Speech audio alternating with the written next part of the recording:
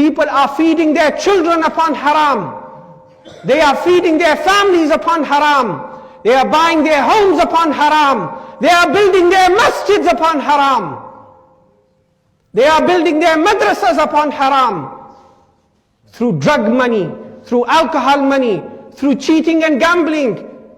And then they think, I will give it to charity and Allah will forgive me. The Prophet ﷺ, he said, إِنَّ اللَّهَ طَيِّبٌ لَا يَقْبَلُ إِلَّا طَيِّبًا. Allah is pure and He only accepts pure. Camouflage it with whatever you want. You meet some people, you ask them, what are you doing? I have X amount of businesses. You think, how did you become a business person?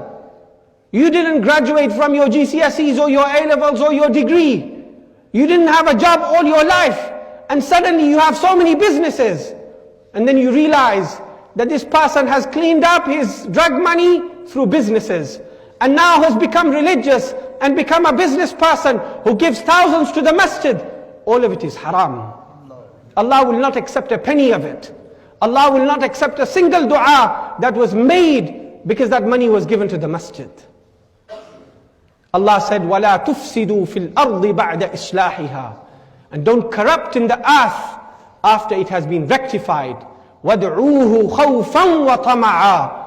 And call upon Him. Number one, in fear. Make dua to Allah in fear that perhaps this dua will be thrown back in my face. Perhaps this money that I'm putting in the masjid, Allah will throw back in my face.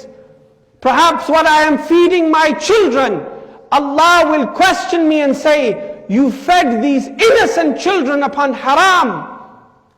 And the Prophet ﷺ said, and a body that was fed with haram, فَالنَّارُ أَوْلَى بِهِ. The fire has greater preference over that. I.e., paradise has no place for it. Fire has greater preference that that body be burnt in the fire of hell because it was nurtured through haram. This is our religion. It's serious. If Allah has given us to eat and drink, we should thank Him and stop at that. If we open up our eyes into matters of haram and bring into haram into our families, we can't deceive Allah. We might grow a beard and cheat people that I've become Haji Sahib and religious now. But was that Hajj done upon halal? Was that earned through halal? A man, he went to Makkah, he was a righteous man. He went for Hajj. He didn't say Labbaik Allahumma Labbaik once. The people asked him, why don't you say Labbaik Allahumma Labbaik? He said, I fear if I say to Allah, here I am, I fear Allah might say to me, go away, I don't need you. Why? Because I fear that even if 1 penny of what I bought for Hajj was haram, Allah will not accept my Hajj.